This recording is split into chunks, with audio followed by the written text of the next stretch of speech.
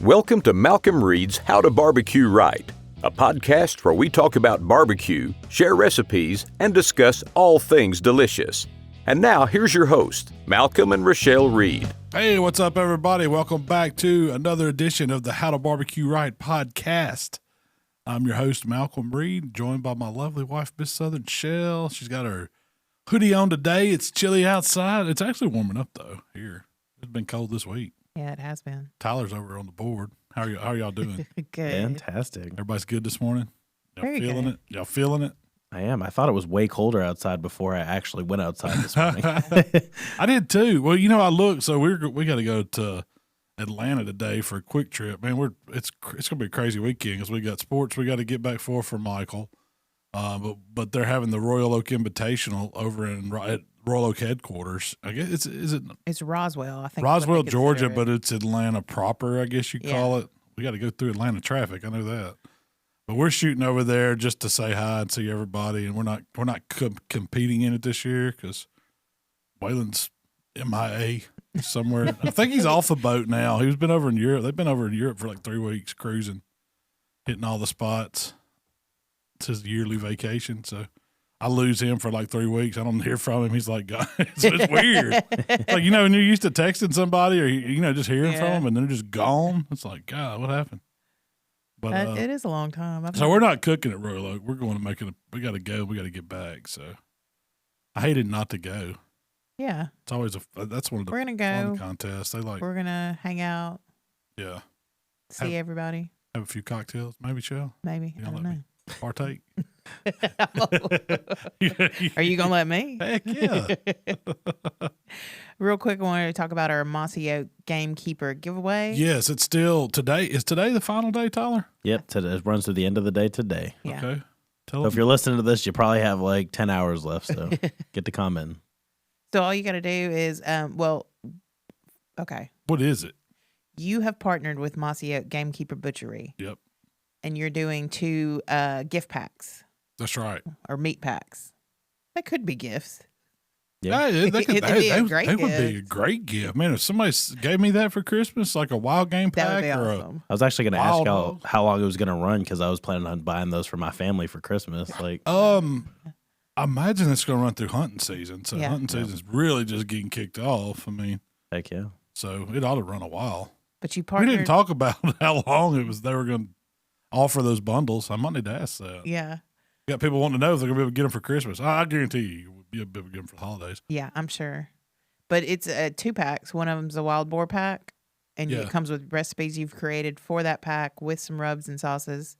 And then you've got just a wild game sampler pack: Yeah, kind of. It's got venison, elk, bison. bison. Yeah. Yeah. Hey, I looked up. You know, we talked about that difference in Yeah, bison yeah, and buffalo. So what we call buffalo, most people call buffalo in the U.S. is really bison.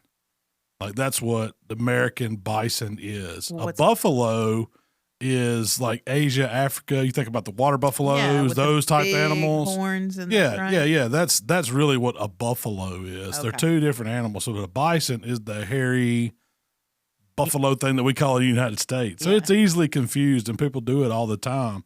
But when you talk about bison, you're really talking about that. So when you're thinking where the buffalo roam, it's really It's really the bison roam. Yeah, I guess they didn't know to call them bison, so people just started calling them buffaloes. They knew about buffalo. But Bison is delicious, though. that's good to know. So Yeah. it's not a buffalo at all. It's not a buffalo at all. I wonder if they Often eat the confused. water buffalo. I'm sure somebody I does. guarantee you they do. Crocs do. I know that. Seen that on National Geographic. Anyway, so you're partnering with Mossy Oak with Gamekeeper. You got 2 different bundles, and we're giving away one of those bundles on our Facebook page. Yes. How to Barbecue Right Facebook page. There's a post where we talk about all you got to do is comment which bundle you would prefer. You pre-select your bundle if you win it. Yeah. And we're going to do like, Tyler, you found some random Facebook generator to sort through those comments, and it picks one lucky winner. Mm-hmm. Are we doing a winner for each pack, though? Is that what y'all said? I think Or- it's just one winner. Just one winner? Okay. Yeah. I'm cool with that. We might do it. We'll see how much participation there is. If Yeah. there's enough, I'll buy another one and send it to them. Yeah. Why not? Merry Christmas early. We do a bunch of other ones too, though, in the Facebook communities. Yeah, and hey, if this works out good, we may end up that Mossy Oak may say, "Hey, let's do another one around the holiday time to keep it going." You know. Yeah. Oh, that reminds me, we need to do like a Thanksgiving cooking giveaway in the community page. Yeah, for everybody's cooking steaks. Yeah, we'll figure that out. So first off, let's talk about these giveaways. If you get anything commenting on you, telling you to go to another website, you have been selected the lucky winner. Anything other than us making a post and announcing it on our feed, like we announce it, it's all false. You can People every time you try to do, and this not just our company. Anytime people try to do these giveaways, there's always these spammers, hackers, whatever you want to call them, that comment and try to get you to go to their fake page, and they'll use my pictures and everything, and we report them as soon as we see them. But they're just trying to steal your information. So unless you'll know, we will make a big post about the winner. We'll never contact you directly like that or comment on anything Ask like for your that. credit card information. Yeah, any information, ask you to do anything else, ask you to leave our page. Don't It's click not, any links. Yeah. And make sure you see that blue check mark if it's us, because that's how you know it's really us. If the comment has, the blue check. do a little research before you go, click in and give it credit cards. Yeah, and hey, they're pretty slick. Yeah. I've seen some where I said I had to think about it, but just be leery of that because it's all false. It makes us not want to do giveaways. Yeah. Which is kind of sucks because we like giving stuff away. The only thing I'll say is this time I've noticed they've gotten taken down a lot faster. Good. Like, I don't know if people are just more reporting them or we got somebody on the Big Brother Facebook looking at it. Well, when I was first looking at it and I would go report them, Facebook wouldn't even, they would send you back and say, well, this isn't fraudulent. And I was like, but dadgum, it is too. It's not me. It's my picture. Yeah, somebody's a fake account with my name on it. How is that not? It's probably what helped you get to the check mark too. You get enough people faking you and enough reports on it. They say, well, we need to verify this person. But anyway, always watch that. Yeah, always be careful. Be leery of all that. So which pack would y'all choose? I know which one I would choose. I'm going wild game sampler pack easy. I think so too. Me too.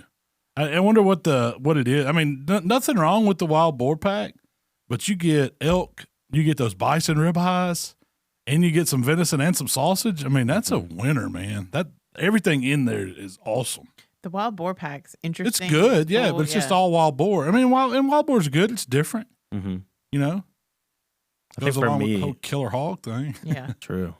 For me, it's more just that it's like I said, like a smorgasbord. Like you just get a bunch of different things. You can kind of cook it all and enjoy it all. But what do you think the best thing in there is? So you've had the elk chops, but you had the bison ribeye. The elk was pretty dang Really? good. I cooked the bison ribeye last week. We went down to camp and we did a TikTok. Yeah, I was going to talk about that. We'll talk about. We'll get to that. No, we can go ahead and talk about it. But it was good. It was very good. You did you cook your bison ribeye pretty much just like I would a ribeye steak. Just like you would a ribeye. It's super easy. I put a little Worcestershire sauce on it. I will say this, there's no really trimming of it because it doesn't have a ton of fat on it. I mean, it's a lean, working, using every muscle in its body, to live type animal. And the fat is a different color too. Yeah, it does have a different look to it. It's almost like a yellowish look to it. But I feel like that's the only way I'd be able to really pick it out is by the color of the fat. Well, it's not as marbled, so you're not going to see that prime marbling like you would from a really, really good beef ribeye steak. But I could go find an unmarbled beef ribeye. Yeah, easy. Heck yeah, you can go to Kroger. But it's lean, and so it has a little different flavor, but it's not like a wild flavor or anything. Mm-hmm. But I put a little Worcestershire on it, kind of as a binder. You could use whatever you wanted. If you want to use W sauce, if you want to use Wilsonshire, you got your favorite. Just a little bit though, just to make the rub stick. Then I hit it with some AP and some hot rub, just like I would a ribeye steak, and grill it. Usually I don't tie them up. You could if you wanted to, but it holds its shape pretty well. It does. It holds its shape better than a beef ribeye. I will say this: you need to cook it. It's best hot and fast. Like it's not thick enough to really do a reverse sear with. And when I cooked it, I shortened my times up a lot. So normally I would do like a minute 30. This is on a charcoal grill over grill grates. And I like to run my grill between 550, so it's pretty hot.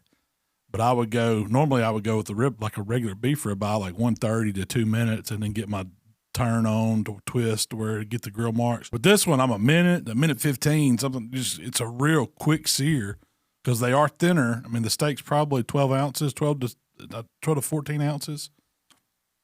And you don't want to overcook it. Because that's the big thing with wild game. Do not overcook it when you're cooking it hot and fast. It's like a steak type cut. So that's what I was going to ask you. Do you cook it less? Do you try to get it more rare, I guess? Not more rare, but I try to get it not past medium for sure. Anything past medium and you've toasted it, it's not good. It's better on the rare side, but I'm with the bison, I'm somewhere rare plus to medium rare, you know? Because I'm not like, I don't like rare meat. I'm not like you love it. I love it. It's like barely get some heat on it. What do they say? What does Woody Harrelson say in that movie? Knock his cows off, wipe his ass, and slap it on the plate. I want you to take the blue out of it. Yeah, that's what I call it. I want you. If it's still a little cool on the inside, you're okay with it. I'm okay with it. Yeah, that's not me. I can't do that. But okay, you've done steak tartare with me, and I'm not a huge fan of it. You said it was delicious. The premise of it was, but you have to keep chewing it. And it's like, to me, it almost melts. It just kind of grows a little. It melts it. No, I'm not like, it's not my thing. I'm not going to knock things. I will try it, but just eating raw meat. What is steak tartare? It's like chopped up raw meat. But I mean, they mix it with all this different stuff and they put a little, got not citrus a raw egg in it. Kind of like a ceviche. It's like a meat ceviche, basically.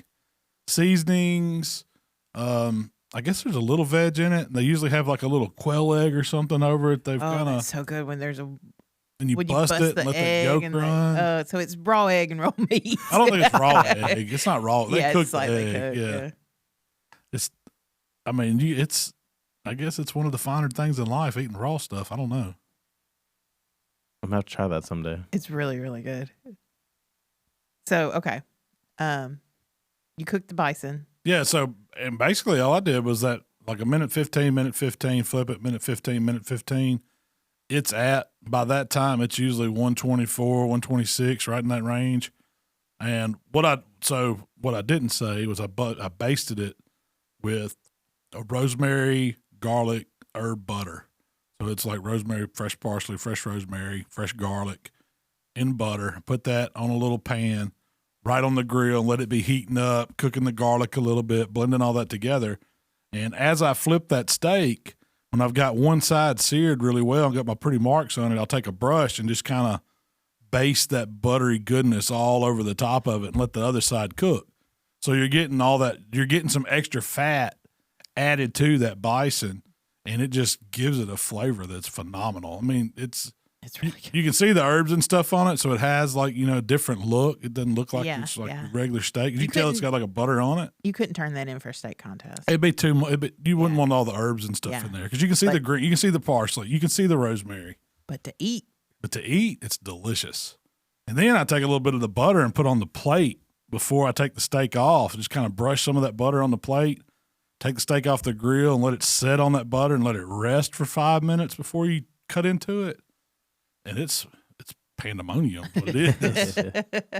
It's really good. It's really good. It went fast. I didn't get to try it. Yeah, you didn't get to try it. Yeah, we were all down there filming this week. There's some people like Tyler, they were out shooting some other footage and didn't even get to try it. It's that good. Ooh, whoops. I needed a case. I ate plenty good. I promise. I needed a case of them to cook. I had a But that recipe is in the bundle, so the bundle is going to come with some recipe cards, and I think I did like 4 recipes for each bundle, wasn't it? So, yeah. I did the elk chops. I did on the wild boar. I know I did a chorizo because it comes with some chorizo, wild boar chorizo. I did a queso. I did the ribs. I did a pulled wild boar shoulder sandwich. Then I did a blue cheese burger on one of the elk because it comes with some ground venison, like a venison burger.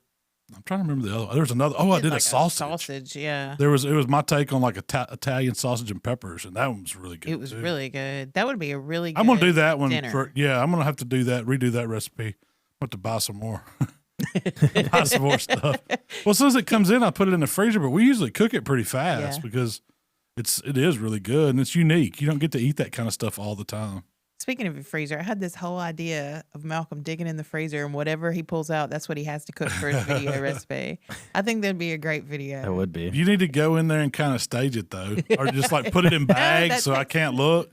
I just have to like get my, I go in there, I pick, all right, I'm taking that bag. Let's go cook it.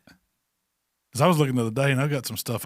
Some of it, man, I buy stuff. I have a problem. Like when I order stuff to get the order right, or if I see something else like from Kevin, I was like, what do you got?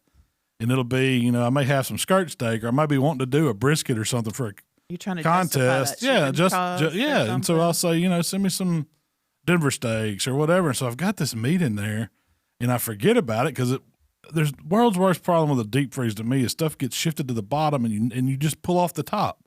You never go down and get stuff out of it. So I found I got plate ribs in there. I got, there's Denver steak in there. Stuff that I need to cook and do recipes with. You got a Thor, a hammer or whatever they call that? Yeah. What is that cut? It's the shank. It's a beef shank. And you've got some pork briskets. I've got some pork briskets. Yeah. I've got some collar trim butts I've been meaning to do since they passed the rule at KCBS about being able to use them. I got them from the butcher shop down in Pensacola. My buddy Kevin started carrying them. And I just hadn't said, I got to have some of those. So I got to have some of those. And they just shifted to the bottom. And that happened here on this podcast. We were talking about that. Yeah. So I've got some stuff that I've got. You're right. We've got to do some mystery cooking. But I told you, it's like, you said, why don't you cook this? I said, chill, I don't even know what that is. I knew what it was going in, but it's been so long since I've seen it. And when it freezes, you can't, and I don't write on it. It's not like it all has labels. So we're just going to cook. We're just going to get some meat out and be surprised. I guess I'm using this on this meat. That would be a good way to do some live video. It's like, I don't know what I'm cooking. This is what I got. Let's see what we can. Let's see what we can make it. Let's see what happens. And then we just drink beer and live and cook it and try it. Whatever cleans out the freezer. That's what you're going for. Well, I mean, I'm fixing to stock it up with deer, so I know. We've got to blow through it. Usually the holidays and deer camp is where I get rid of my freezer stuff. That's true. Because I start pulling stuff out. We take it to camp. We cook it. Everybody gets to try it. You start getting ready. You start clearing it out. Getting ready for the next year. To restock it. Nothing wrong with that, right? Yeah. Oh yeah, there's a lot wrong with it. But so maybe we need to do like a quick video of getting everything out, like setting up a table in the laundry room where the deep freeze is, and pulling it all out. See if we can identify it. But you have a deep freeze at the house. You got one here at the office. You've got one at deer camp. Oh yeah. Don't judge me. I want to buy like a mobile one on a trailer where I can just haul it with me. Got my meat. What's wrong with that? What's wrong with that? That one so filled up. Anybody's got the hook up on a mobile freezer. You're getting pulled over by the police. Yeah. Hey, man, you need some steaks. It'd be like steak man. Like, what kind of meat is this? You're like, I don't know. Can I interest know. you in 20 ribeyes? I've got, what kind of meat is this? I don't know. I do need a better inventory method. As much as you like the label method, baby label maker. That's the problem. Baby label maker 3000. It's not the controller acquiring. Yeah. It's just the labeling process. Yeah, it's the labeling process. I'm probably doing the labeling process. If you knew you had a Wagyu filet out there, wouldn't you go cook it? You probably Heck yeah, I would. I may have. I don't know. So it's. I need a scheduler. I need like an assistant to say, okay, we're cooking this today, and that way it's all ready to go, and all I got to do is cook. A cooking assistant. Cooking assistant, yeah. Someone to go ahead and thaw the meat, have it lined out. Yeah. All you do is walk in, put your gloves on, and my go meat's to ready to go. Grill's fired up, the whole 9 yards. Oh no, I can fire up the grill. Okay. I enjoy that part. I don't like getting it out and planning it and what I'm going to cook and having to let it wait 3 days to thaw. If it was ready to go though, you got to be thinking ahead of me. You got to be days out. That's like if I was going to cook something Monday, it would need to be hitting the refrigerator today. And I'm like, well, let's just go to Kroger or go to Sam's or Costco and see what they have fresh and ready to go. So it's chili season. And I'm somewhat of a meat hoarder. That's the problem. That's the real What happens problem. if you can't get none? I got to have a freezer full. Oh, you love sourcing I don't hoard meat. junk. I hoard meat. You love sourcing meat. So it's chili season. It is. But below 70 degrees in Mississippi is chili season. This weekend we just did a standard pot of chili. I made it. Easiest recipe, and it's so good. You talk about some chili dogs? Man, I love chili dogs. We watched football all day Saturday. You made a pot of chili. We threw some dogs in there at the end. I cheered for Tennessee for the first time in years. That was one of the maybe ever best college football games I've ever seen. I mean, it wasn't a defensive game. It was just like you couldn't stop those quarterbacks, the receiver. Man, and it was exciting. I can't wait to watch Alabama play Mississippi State this weekend, Shell. They are fixing to dismantle Mississippi State. Mississippi State may not score a point. You never know. Will Rogers is probably going to throw 3 touchdowns or 3 interceptions. You never know. Now, if they beat them, oh man, y'all watched that game this weekend. Is it the night game? I think so. I think it's at 6 o'clock. How many? What do you think the line is? Somebody that's got access. Like 35. Look that line. If you got a chance, Tyler, check and see if you can find the line on the Alabama Mississippi State game. Gotcha. Give me a moment. But last weekend was the perfect weekend to cook something, put something on the grill, cook a big pot of chili, watch some scary movies, football. Man. This week we also shared the white chicken chili recipe. It's technically like my recipe. That one's I stole that one. But you stole it. Didn't you win the I chili won contest? The chili contest with it. And that's why I had to cook it when I did the recipe. Yeah, inter-office chili. Man, it is good. It's really good. And usually you still use the same chili seasoning ingredients. It doesn't keep it away from being a white chicken chili. What makes it a white chicken chili? And is it really white? Because it's not. I mean, it's awful daggum creamy. Is that what makes so? It's got cream cheese in it. It's got a can of cream of mushroom. Does it have blue plate? No. No, not in the chili. Not in the chili. Okay. But we do need to talk about something that is near and dear to my heart. What's that? And that's blue plate mayonnaise. Oh, really? The best mayo on the planet. Heck yeah. The best mayo on the planet. What's so real quick. You did. So while we were at camp last weekend, Michael wanted to practice his steak cooking. And so we brought some ribeye steaks. And you did one because Mark told us about putting blue plate on the outside of I don't know what cut of steak it was he cooked. He said it was a game changer for a steak. So I don't think I got a good test. Yeah. We were using that new Hasty Bake. The little SCA one. And I'm just not sold on that thing. Really? Yeah. Why not? I never could get it hot enough. It didn't give me I don't know if he had mark. enough coals in it. Because I bought that grill. So, Michael, here you go, son. You want to cook steaks? Here you go. You're finna get the hard lesson. I'll show you one time, and it's off and running. I have not used it enough to make a real solid judgment call. Yeah. I cooked one steak on it real quick. I didn't even fire it up or anything, So we put blue plate all over the outside. Put it all over the outside. Then I think it was prime beef and something else. The Swan Life prime beef? Yeah. Swan Life prime beef and maybe some TX or something. Did you not put any barbecue rub hot on my really? steak. It gives a sweet element. Oh, it's the best. I prefer the savory. Yeah. So I thought the mayo on it did a good job because it kept it really, it kind of helped with the tenderness. It felt like to me, the texture of it was really good. And I don't know if it was the difference in the two ribeyes because Michael picked him out a ribeye and you had one, but I thought the mayonnaise one had just the texture of it was really good. Now you don't taste the mayonnaise on it. It didn't cause it to flame up anymore. I mean, it's ugly because it's got that kind of white creamy look on the outside of beef, and you're just not used to that. Same with the chicken. It doesn't look normal when you put mayonnaise as a binder. You're talking about when you put it on the grill? Yeah. So my next thing, you know how we would do the trick to getting a juicy burger where you put the mayonnaise in with the meat, like a tablespoon of mayonnaise per pound? I'm going to do a mayonnaise burger. Mayonnaise on the outside and do it on a flat top. Why couldn't you take it? Do it on the outside, flip it over. It's just like using mayonnaise on the outside of a grilled cheese. I take a little blue plate and put it on my bun or on Texas toast if I'm making a grilled cheese, and instead of butter, and makes a beautiful crust on it. I think it'd work on a burger too. Your mom uses it on the outside of quesadillas. Yeah. To get the quesadillas to brown up really nice. Yep. A little slather of Blue Plate on that. And it works on grilled cheese. Who isn't a fan of Blue Plate? It just gives it such an even crust on everything. Yeah. Like Jamie made these like sloppy joes. I had that down to talk about. What did you think about that recipe? I thought it was like super good. I did too. That was so different to me. And what he did a flat top sloppy Joe grilled cheese and made the sloppy Joe on the flat top. So I guess he just he used deer meat. You could use ground beef. Yeah. I didn't realize that he used deer meat. Yeah, he called them sloppy dough grilled cheese. Yes. Couldn't get him to say it, but but you couldn't tell it was deer meat. There was some ground deer we had in the freezer. And so how did he cook it? So first he put his meat down. He was just kind of cooking that, seasoned it up with a little bit of prime beef. And then he put his onions and I think it was diced jalapenos down and just kind of let those cook for a second. Kind of combined all of that and he made a sauce.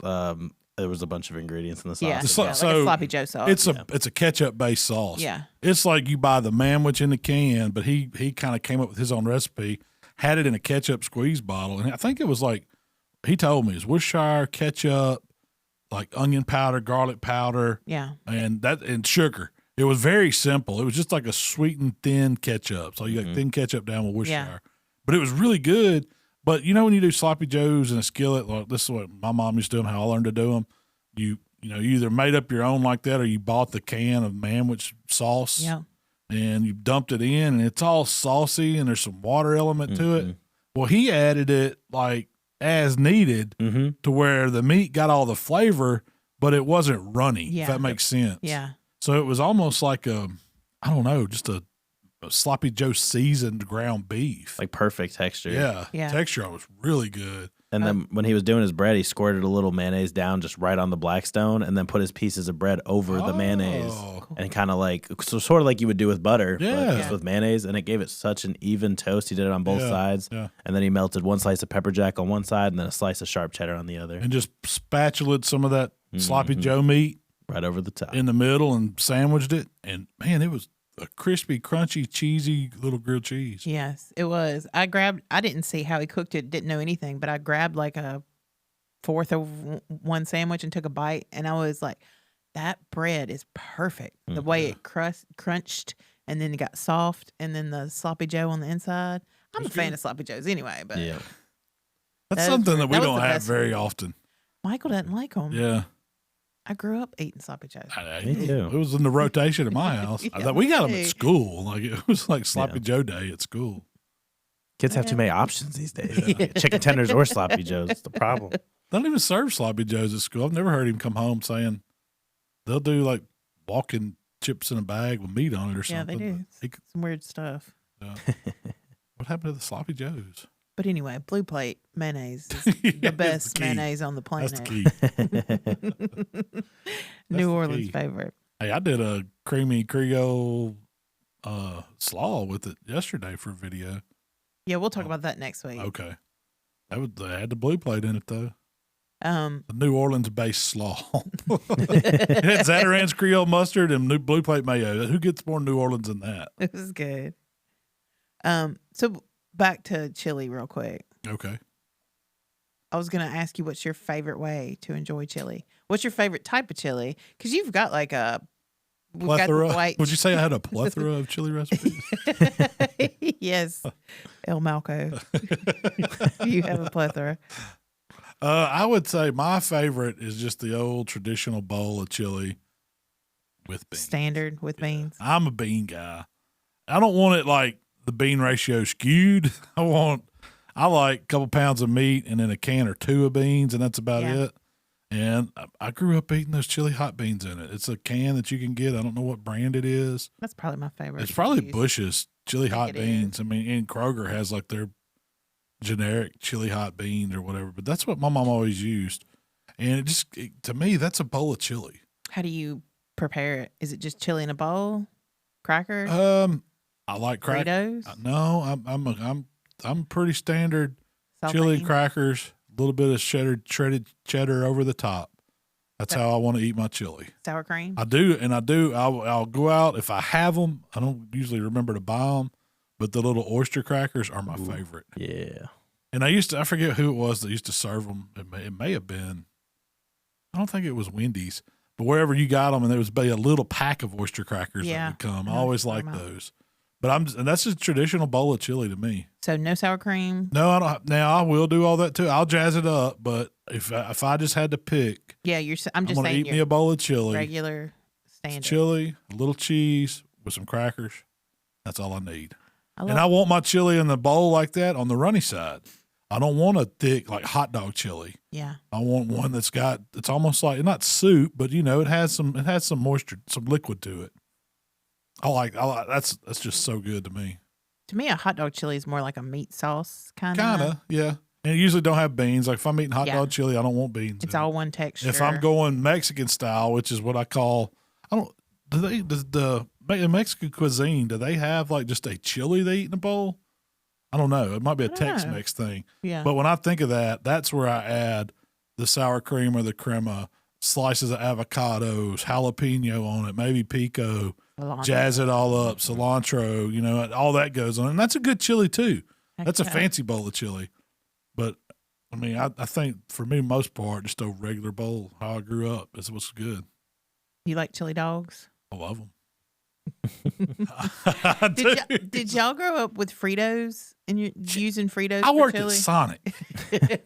So the Frito chili pie is a real thing. And I know how to make them now. The Sonic chili, it's not that good. It was this if you saw it the way it looked when it started, you probably would never eat it. It's like in this white tub and it's froze. And then you kind of slop it out. You got to work it out, and it looks like something they would feed like the tigers at the zoo. It's like this extruded stuff. And you put it in this pan and a steamer, and it cooks down, and it makes this chili sauce. But they really do use Fritos, and it's not the big scoop size Fritos. Yeah, it's got to be the little It's regular Fritos, and you kind of break them up a little bit. And you put your chili over that, and you laid a slice of American cheese over that, and you stuck it in the steamer, and it melted it down. And so I would do it at home in the microwave. Ooh, I love Frito chili pie. I like it. I like it with a little finely chopped onion and a little jalapeno over it. Heck yeah. I saw somebody on the community page, Michael from the community, shared a picture, and he did a smoked Texas chili, but he stuffed it into a baked potato. Oh. And then he topped it with, cheese. Yeah. Red That's onions. good. That's good. So have you ever done a chili cheese burger? Chili cheese burger's good. No, I don't think I ever have. You do use hot dog chili because you don't need a runny chili. Yeah. But it goes right on top of the burger, and you put cheese over it, and it melts down, and it's a forker. It ain't really a picking up. You ain't eating it driving down the road. You need to be sitting at a table. That's good. So there you go. I'm gonna have to do a chili cheeseburger. I would That'd be definitely a good TikTok. try it. Would you do Blackstone? I could see it working on the Blackstone. Yeah, the burgers would work great. I wouldn't make my chili on the. You wouldn't do like a sloppy Joe chili style. I could freeze it in like a butter bowl and like do it Sonic style, or just slurp it out of the bowl and have it just like a tray sitting on the Blackstone that it just gonna go in with a little lid. Yeah. Like one of those steam pan. Yeah. Oh, I'm doing that. There's my chili on the side. A chili cheeseburger it's good. It's really good. It sounds delicious. It sounds like heartburn though. Oh yeah. You better Prilosec up or whatever you got to do days in advance to get ready for that gut bomb. I mean, chili's like that now. It'll work on you. You gotta know what you're gonna be doing for the next day when you're gonna commit to eating some chili. It's not especially if you double down. Yeah. Do a dog and a bowl. Oh man, you're asking for it. I think that's why we eat it on Saturdays. At least you got Sunday to lay around and hurt. Have a gut ache. I never cook chili on Mondays, do I? Yeah, you don't eat chili on a Monday or Tuesday. That can ruin your week. I did do a crockpot enchilada soup this week. Yeah, that was really good. It was really good. It was pretty much chicken and beans. Quinoa, corn. It was a healthy dish. My wife uses quinoa in everything. Like all kinds of soups, I guess the high protein, lower carb or something. Yeah, she does like a quinoa chili where the quinoa is like your meat. And oh God, no! I can't even imagine. It's not that bad actually. I think you'd be surprised. Yeah, quinoa chili. Yeah. Does it have all the flavors of chili? Oh, yeah. You still use bona fide chili seasoning and stuff? You should ask her to make that, and then don't tell her you're going to do chili cheeseburgers and come in there with these big old giant burgers. All right, let's get some of that chili and put on it. And It'd be totally pointless. Like, why do we leave the meat out of the chili? So we're finna eat a half pound of it grilled to perfection right here on this bun. She wanted me to do the quinoa chili for like our chili competition, and I was like, she's like, they're not gonna know, and I I was like, they're gonna know. They're gonna know. Yeah, they're definitely gonna know. There's a lot of Where's things. the beef? That's the where's the beef? I feel like there's a lot of things you could, A vegetarian chili's not bad now, with beans and corn and all that stuff. Yeah. I mean, I don't mind it. But if you try to slip it by me and put some fake stuff that's supposed to be the meat in it, I ain't buying it. That's what I'm saying. There's a lot of stuff you could slip by us up here. Yeah. A lot of stuff. We're not going to pick up on a lot, but we will notice when there's no meat. Yeah. Like the one thing. Maybe that's that would be the office contest, vegetarian contest. That's a great contest. Because that throws us all out of our element. I like that. Except for me, I got you. See, that'd be Tyler's. The vegetarian contest. What would you do? I don't know. I mean, most of my salads have meat in them. If I can't even do a salad. I don't know. Take it one step further. A vegan contest. That's a little too far. It's like really fun though. It's fun to get out of your element and like try to do things that can like replicate something else. I think I could cook a portobello mushroom captain. Y'all would think it was a steak. It's that good. Yeah, you have cooked some of those that are really, really good. Portobello mushroom cheesesteaks are phenomenal. Yeah, I could see that. So good. That's my if immediately when somebody tells me I got to cook something vegetarian, I think mushrooms, especially because it's got a texture that's kind of similar to meat, you know. And it's hearty and it tastes good. Yeah, it is good. Yeah. Heck yeah, I'm down. But so Beyond stuff, you can keep that. So this week you did a pork belly candy apple. That one ought to be illegal. Where did you come up with that idea? First off, I was fumbling through the freezer and saw a pork belly, and I was like, "Oh, I need to do a pork belly recipe." Because I bought this 6 months ago to do it, and I had it in the freezer. No, me and Tyler had talked about doing a pork belly burn-in recipe, and I think we did one a while back. Yeah, July 4th. Yeah, firecracker burn, and I had that other pork belly since July. And so I was thinking of fall recipes, and I was kind of getting inspiration from like a candy apple on a stick. Yeah. And so you think about it, it's this, bright red, not the caramel apple, because I think that's what y'all, Tyler, when I mentioned it to you, he's like, you go pull off caramel. I was like, not the caramel apple, the candy apple. Yeah. It's got that pretty coating on the outside, so it's real red. And I was like, I could take this pork belly, instead of cubing them up, cut it up into a strip, and then put it on a skewer and dunk it in like this pretty red shellac sweet sauce, and it'd be candy apple pork belly on a stick. And that's what the inspiration was from it. So and it flat worked. I'm telling you, it was really good. I feel like a lot of people use pork belly with like that sweet and sour. Yeah, all those elements go with pork, especially Asian food. Yeah. I mean, it was really easy. I used a honey mustard. First, I took a whole pork belly. On this one, I think I got it Kroger. It wasn't a huge one. It was like a half. So if you think of a pork belly's monstrous. Yeah. So this was a half the way they had it packaged. I halved that and then cut it into thirds. So it made 6 about 2 inches by 4 inch strips is what and you need it a little wider because the half of it, it's probably 60% fat to lean. Yeah. And so it's going to shrink. But I knew that as it shrunk up, it was even going to look more like something that would go on a skewer. It just looked like it begged to be on a skewer. I tell you what it looked like. It looked like when they finished cooking, it was kind of like a boneless rib. And I think I said that in the video. Yeah. I was like, look, it looks like pieces of ribs without a bone. And it's kind of. Yeah, kind of. It's little. It's on top of the rib. It's like the top half of a rib if you lift it on. But I took some honey mustard after I got them cut up. Honey mustard for a little binder on it for the seasoning. I used Heath's apple rub. I was going this apple theme the whole time. Yeah. Apple pellets in my Traeger. You could have cooked it on any grill. Use some apple wood or apple chunks or something to get you some flavor going. Get you a bottle of Heath's apple rub. Put it on the outside. Pretty heavy because it's not super salty. It can take it. And I wanted it to with the honey mustard, it had some sugar in it. The apple rub had some sugar in it. I knew I was going to get caramelization. I was going to get bark. It's going to turn dark. So that was the whole goal. Get it on there, cook it, and get it off as soon as that bark sets and it starts to get that dark color to it to where you know the sugars are getting close. Then I got it over an aluminum pan with a little bit of apple juice for some moisture. Kept that apple thing going, covered it up, cooked it. I did temp them. I didn't show it on the video, I don't think. But when I put them in the pan, they were about 170 internal. They were pretty, they were well into fixing to hit a stall. And if you'd have left them uncovered, they probably would have turned to charcoal because of so much sugar on them. So I put them in that pan, covered them up, steamed them. That's what rendered the fat. That's what got them super tender. It only took like about another hour, I think it was. So the total cook time was like 4 hours. Wasn't that long. But I probed it. And when I took that full off, the very first time when I took it off on camera and I felt it with that probe, I was like, oh, we're money.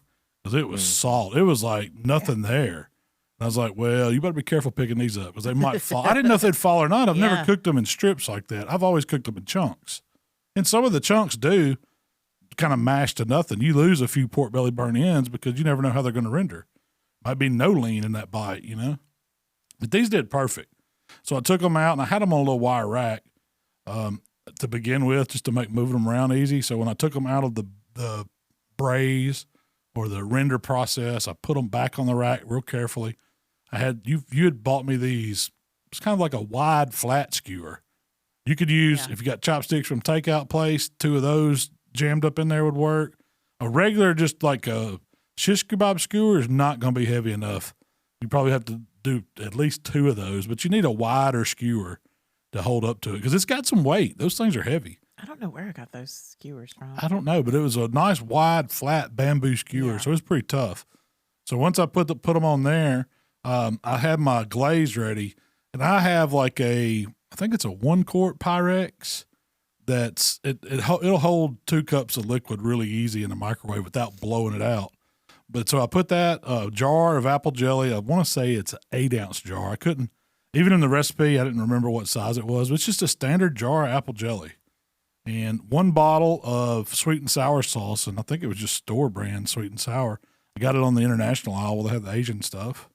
But it was just regular, like the bright red sweet and sour you get with sweet and sour chicken or something like that. Mixed those together, popped it in the microwave, and just started heating it up until the jelly would melt. And it'll usually about 3 minutes, the jelly goes to liquid, and it's not going to go back to gel. It's just going to keep that nice glaze consistency.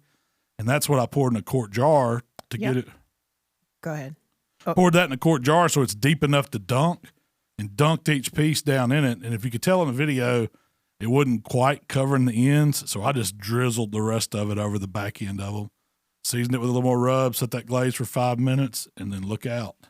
It is meat time. Y'all use melted jelly a lot. When I'm glazing pork. And that's, for competition. Yeah.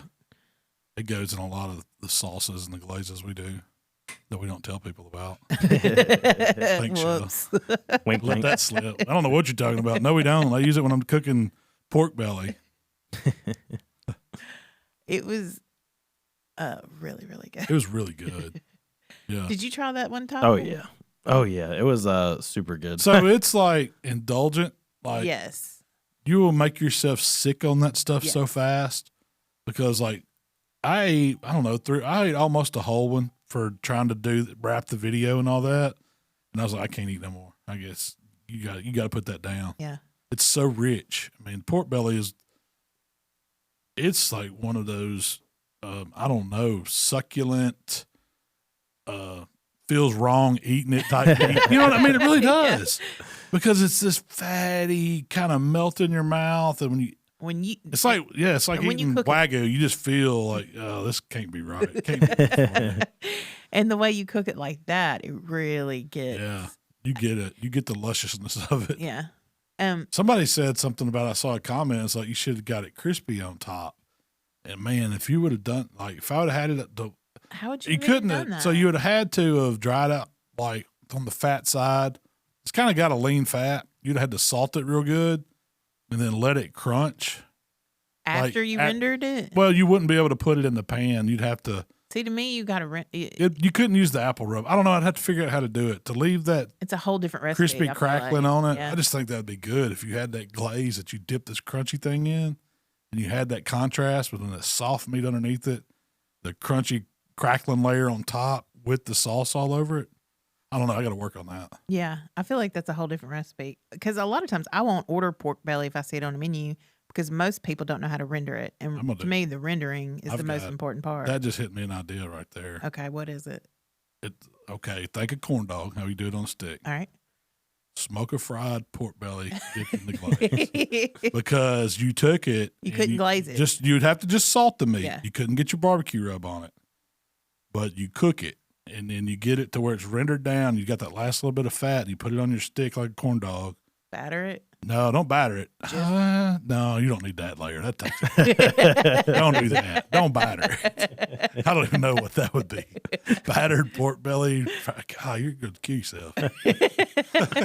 But then drop that down in the flash fryer in the deep fryer until it just gets it. It's going to go to crackle. It's going to crisp up.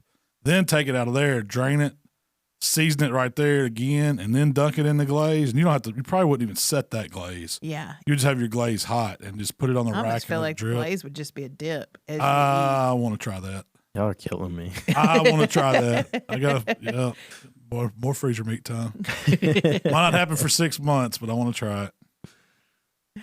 You also did a spiked apple cider. Yeah. Which I feel that one's like my recipe too. You like to make that one when we go to football games, parades, any outdoor activity where you got to talk to people and you need something to drink that looks like coffee or hot chocolate. And it's cold outside. Yeah, and it's cold outside. So, yeah, Fireball and apple cider, and that's all, and a little lemon. That's all you need for that. It's a good, too. Jack Fireworks. Who doesn't love Fireball? I like Jack Fire. I like Jack Fire, too. I mean, either one. Yeah, but either one works. Either one. Sounds like one of them drinks you take when like your throat hurts. You're trying to like clear it up a little bit too. Yeah, it'll do it. Oh yeah, it'll get you. No, I got it too hot. Like the first sip, like when we first did it, I was like, all right, Ty. And I know you put like a little clip of it, like a blooper. You didn't see the whole thing, or you did. When I took a thing, I couldn't hold it in my mouth. It was like a geyser. It was like smoke, like dragon coming out. Oh, God. You got the apple cider really hot. Yeah, you did. I said, heat it up a little bit in the microwave and put it in like a Yeti cup to where it'll stay hot. Oh, it stayed hot. It had to be like 212. I mean, if I would have thermobent it would probably still been bubbling. It was boiling when I pulled it out. Like, man, that's hot. I wish I had got it, but I was in the splash zone. Like I was scared. Oh, yeah. It's going to hit me. So. You needed a face shield on that one. But no, that's a great cold weather drink right there. It's one of my favorites. It's a You it's a could probably parade. add just a little bit more whiskey to it. Regular whiskey. Bump it up. Because, Yeah. Fireball's not that strong a proof. What is Yeah. it, like 65, 70? Is it? Something like that. Yeah, it's the Jack Fire may be a little more. Okay. Do you ever find the line on that game? Oh, it was negative. What was it? Sorry, Jacob pulled it up.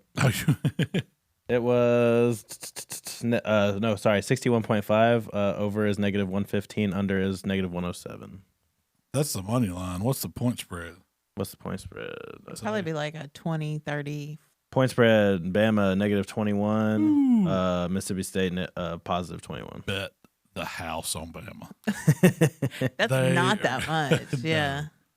They are going to. If they scored 49 on Tennessee, they might score 100 this week. I hate it for you, Shell. The Mississippi State Bulldogs, I hate it for you.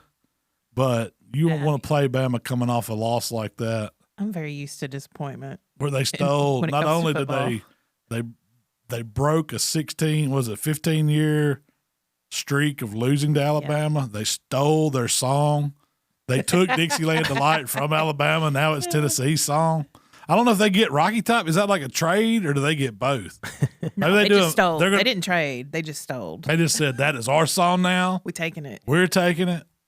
So let me ask y'all a question about that game. Like, how does all those students not get in trouble for taking the goal? Like, how are you going to stop them all? Point, I guess you just let it roll. I think they said they were $20,000 a goalpost. I guarantee you, there's some booster or something. Here's $100 grand. Y'all keep the change. Go get them, fellas.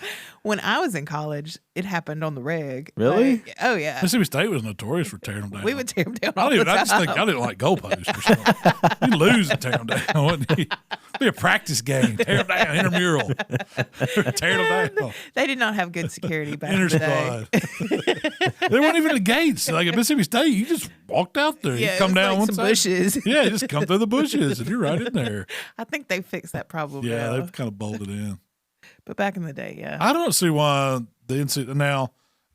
I see why stadiums could probably care or the school because some parents because kids get hurt doing Oh, that. heck. That's the biggest thing. It's not the fact that the goalpost costs money and they're worried about that. It's the fact that Huge liability. it's a lot. Yeah, I all them knew kids it. jumping. I mean, think of if you watch. I've never seen a college game where they stayed on the after celebration so long as last week. It's like 30 minutes Everyone was later, they're still on amazed. there, and they've done moved the cameras downtown in Knoxville. But those kids were jumping off the walls, and you notice it when some of them do get hurt when they're doing it. There was didn't you have a story where a guy tore his sack or something, and it was like serious. Yeah. He was climbing up. And, I guess he had they his climb up cowbell there in and his little rock bag. 'em. I don't know, but He hurt himself bad. we were leaving the stadium and he was bleeding really badly. trying to bleed out. Yeah, from his crotch. And You can imagine. I had a friend that knew a friend of his and said that, yeah, they rushed him to the merch room. He was on the goalpost when they tore it down, like Yeah. straddling it. Yeah, and he ripped his. Man, hood. Thanks. Yeah. So don't go. But that's what I that's a told young man Michael. game. I told Chill. I try to tell Michael these horror stories. So he won't do it. Kids, if you're out there, have fun. Let your Just friends watch climb yourself, up yeah. there. You be the guy that says, "I'll take the picture." I'm good at that. Yeah, I'll hold the camera. You go right ahead, Billy. I think that's a great idea. I'll dial 9 and 1. And one, have it on standby. That's right. Well, Shell, what do we got coming up? We're going to Royal Oak right now. Yes, as soon as we wrap this up, we are in the car, Atlanta bound. And then next week we've got a new YouTube video coming out. We filmed it yesterday. it's gonna be. It was so good. We'll talk about that next week. Yeah, And then we got a bunch of TikToks, holiday stuff. Pumpkin out. pie this weekend. pumpkin Yeah. pie. I'll be on the is lookout. coming out. Y'all watch for that one. It's not just a pumpkin fireball. pie. Yeah. Fireball. Pumpkin pie. It was really good. I don't even. Fireball. Gotta get Secret ingredient to everything. Fireball. That's subliminally. I need to go find me a new bucket. There might be a few cold ones in the cooler. Well, In the car. also, yeah, it's time to start cranking out those Thanksgiving recipes too. So we're gonna talk about that giveaway we're gonna do. We But it's we bought turkeys this week. yeah, hey, y'all heard it here. I think I said this a little while ago, but there's rumors of a turkey shortage this year, and they do it all the time. But if you're I planning said this on last year. if you're planning on getting your turkey, go ahead and start looking for it. Walmart had the butterballs. I think Kevin's got the big turkey breast. Young Oh yeah, I saw him made a post this week about having we shared yeah. the post too. good. So if y'all want the big giant Texas size turkey breast, get them from Kevin down at the butcher shop in Pensacola. Go to his Facebook page. Yeah, he's got all that info. Those are really, really good. Well, good deal. Anyway, if you'd like to connect with Malcolm, you How can. can you do that? It is Facebook, Instagram, Twitter, TikTok, and of course YouTube. Tyler. Hey, if you guys want to check out all Malcolm's favorite recipes, make sure you guys go to HowToBBQRight.com or download it on the Google Play Store or the Apple Store. And then also make sure you guys check out an awesome community with all like-minded pitmasters and all kinds of different people where you can share recipes, ask questions, and that's the Let's Get to Cooking community page on Facebook. All right. Well, hey, we appreciate everybody hanging out with us for another episode. And we will be back next week to talk all kinds of delicious stuff again. And we'll see y'all. We gone.